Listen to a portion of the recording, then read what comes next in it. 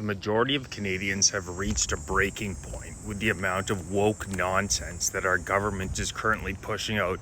It's really sick, and it's meant to divide us. It's being done intentionally by the Liberal government, oldest tactic in the book, divide and conquer.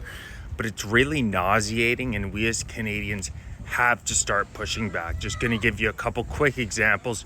You go on the Government of Canada's website right now, you want to apply to any job, and there is a long questionnaire at the end of any application asking, are you a woman? Are you trans? Are you black? Are you Indigenous? This long list. And you're thinking to yourself, what the hell does this have to do with my capability to do this job? It is absolutely nothing. If we live in a truly meritocratic society, it should be the best person. The best person for the job gets the job. But it really makes you nauseous, the fact that our Canadian government is hiring based on people's gender, skin color. Isn't this the exact opposite of MLK's free and open society, where somebody's not judged based on the color of their skin, but on their merits?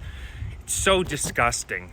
Another example, our immigration website is an absolute joke, but we have one program that's called the so-called Rainbow Refugee Program, and it offers to LGBTQ, whatever that acronym is, potential refugees, an offer of a full expenses paid year in Canada.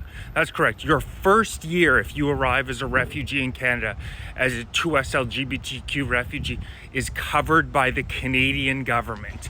This is at the same time that we have a record over 2 million Canadians using food banks. Our economy, a recent study just came out, they measured 50 countries' GDP per capita growth over the past 10 years.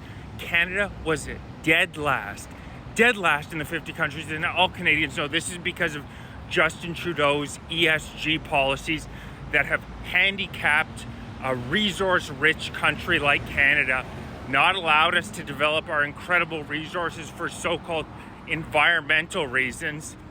And it's just sickening. It's really sickening that we live in a country that has so many great opportunities, so many incredible resources, so many incredible people here, but our government wants to divide us.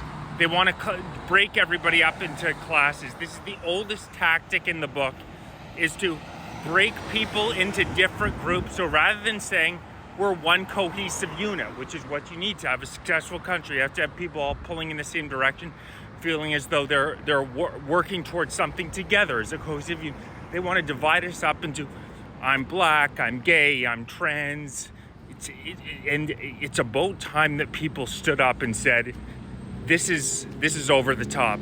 This is ridiculous. You cannot run a successful country like this, because you absolutely can't. There's 1,000 more examples I could give you, but at the end of the day, we need to start making our voices heard, because these people will not stop.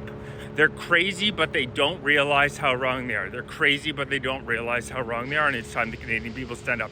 If you're interested in supporting me, hit the link in my bio. It's time that real Canadians stood up and took this country back.